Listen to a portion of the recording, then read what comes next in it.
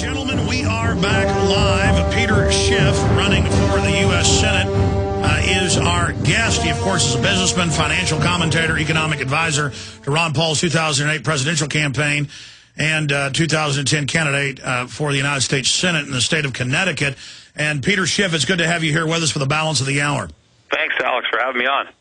Well, so much has happened, so much has developed in the last 8-9 months since we last had you on. Before we get into your run for the Senate, as a guy who's predicted what would happen in the economy, break down what you see happening. Well, unfortunately, the politicians who poisoned the well with their subsidies and regulations and cheap money, the government stimulus is simply more of the problem. You know, we got into this economic mess because we stimulated the economy with low interest rates and government guarantees. Consumers spent too much money because of government subsidies. We bought houses and cars that we couldn't afford. We imported products that we couldn't afford. The government spent money it didn't have. That's how we dug our way into this hole. And now they're threatening to turn it into the Grand Canyon of holes. They're trying to re-stimulate the problem, and they are succeeding.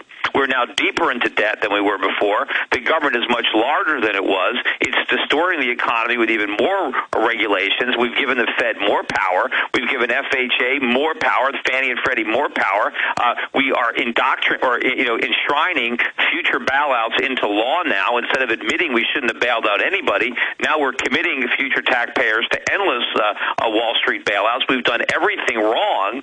And I think we're now teetering on the brink of a depression, not because the government didn't do enough, but because it did too much.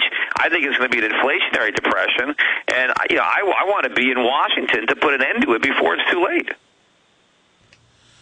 Well, I mean, Peter, Ron Paul, myself, many others get called conspiracy theorists when we read IMF World Bank plans going back 20 years to establish a global currency where this private group of banks set the value of currencies worldwide, where we pay carbon taxes to them. Now that's all out in the open, and the very same big central banks and the very same governments that have bankrupted our economy, that have created $600 trillion or more in fraudulent derivatives, they're now saying we've got to raise all these taxes. The IMF's saying we've got to raise the income tax. They're saying we've got to have a value-added tax. We've got to cut Social Security. We don't need to cut any of that if we just cut government, spending and bailouts to bankers. But my issue is the budget gets bigger, but then we've got to supposedly have austerity at the same time. I don't think that our leaders are smart enough to have conspired to cause this. I think it's their own incompetence that did it, and their own, all they care about is their own reelection. And so to further their own political campaigns, careers, they do things that are detrimental to the country. But they certainly take advantage of a crisis, even if they're the ones that caused it. So I know that Barack Obama and his buddies in Washington are a bunch of socialists. They don't think the market works anyway. And when their policies destroy it, they take credit. They basically say it's capitalism that doesn't work, it's freedom that doesn't work, and the solution is more government. So they certainly don't waste a crisis. It's like they set a fire, and then they go to put it out with gasoline. And when it gets bigger, they take credit for trying to put it out, but then they pour more gasoline on it. So it's great for them because it means more government, more bureaucracy. We surrender more of our liberties. The weaker the economy gets, the more poverty government creates, the bigger the role for government in their eyes. And the only way that we can end this cycle is for someone to go to Washington and take away the gasoline, and and then the fire can go out. Well, Peter, I agree with you on that point, but, I mean, there is some organization to this. We see the Timberwolf emails where they're saying this stuff is crap, but let's sell it to our customers, and then we'll make money on both sides of it. We see Rahm Emanuel saying don't let a good crisis go to waste. We know Washington wants to bankrupt the states so they can just further federalize them. I mean, they know that... Well, that's what they're doing with health care. I mean, they have set up this new Obamacare.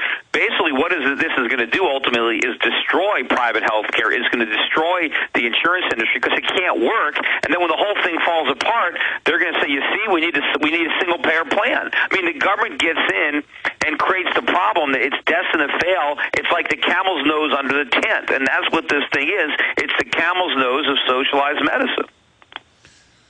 Well, sure, and then they screw up health care even more, and their answer is more government to fix it. Right, of course, the only reason that health healthcare is so expensive is because of all the government involvement. If we actually had a free market in healthcare the way we do in, let's say, cell phones or laptop computers or stuff like that, if we had a free market with market forces and competition and if the federal government stayed out of it, healthcare would be getting less expensive every year. We wouldn't even have a healthcare crisis, just like we don't have crisis in computers.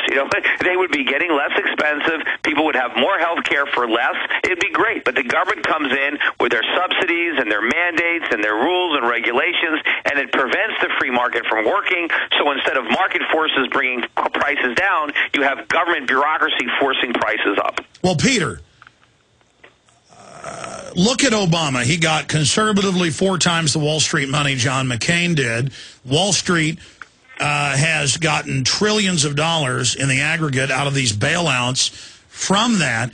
And, my whole issue is a lot of the interest on Wall Street want crony capitalism. They want to deal with the government. So when people say Obama's a socialist, I agree that, his wife and Hillary and all these people and Kagan wrote their thesis on socialism, and they themselves are socialist. But the big banks and the big, monopoly men, they want a socialist model to socialize our wealth and then give it to them. Wall Street is not just monolithic. I am part of Wall Street, and I didn't want a single bailout. I wanted those firms to fail. There are a lot of smaller firms that are not politically connected that don't benefit from the bailouts and the largesse, but you have a handful of large firms that basically have bought their way into the government, and I blame the government more than I blame the businesses. Sure, they're trying to make a buck, and the fact that we have a corrupt government that they can bribe, it's the fault of the government. No, I totally agree with you. I totally agree with you. Corporate corruption needs a big government to give them government power to engage in market rigging and oligopolies. If we take away the power from the bureaucrats, then there's no reason to try to bribe them because they have nothing to give you. And you've got this conspiracy. It's not really a conspiracy, but it's a cooperation between big government and Wall Street, and it's bleeding the country dry. And it's got to end, and it starts with the Federal Reserve. The Federal Reserve is feeding these companies cheap money. They make riskless profits. You've got government backstopping everything. So when they can make all these risky bets, and when the bets pay off, they win. And when the bets lose, they win again because we bail them out. That is the problem. And it's not going to stop until we change the players in Washington, until we send a senator there that can't be bought. And we're going to talk about your campaign and how people can get involved in that here in a moment. But going back to this for a minute, I totally agree with you. Government is the main vector. Government is what allows this to happen. My only issue is I've found with the left, if you go out and explain to them that the health care plan was written by a consortium of insurance companies to lower care and raise taxes and ensure that 30-something million people had to buy overpriced, cruddy care from their plans, the left is now actually starting to discover that. I'm seeing them go, what? I don't get a free lunch? I don't get some free health care? This doesn't cover pre-existing conditions? This does set up these federal panels that cut the quality of care? That do lead to death panels? I just see it when we approach it from the classic libertarian perspective, it doesn't seem to telegraph through because it's so nuanced. Here's another example. Here you've got an industry that is now, through government force, compelling people to buy their products, whether they want them or not. What the beauty of the free market is a business has to win me as a customer. I have to voluntarily buy their product, which means I have to want it. I have to think it's better than the competition. Now you have the government saying, no, you've got no choice. You've got to buy this, no matter how crappy it is. All right. Now I want to get into your campaign and get your stance on issues for listeners out there so they know where you come from, because most people know who you are, but some may not.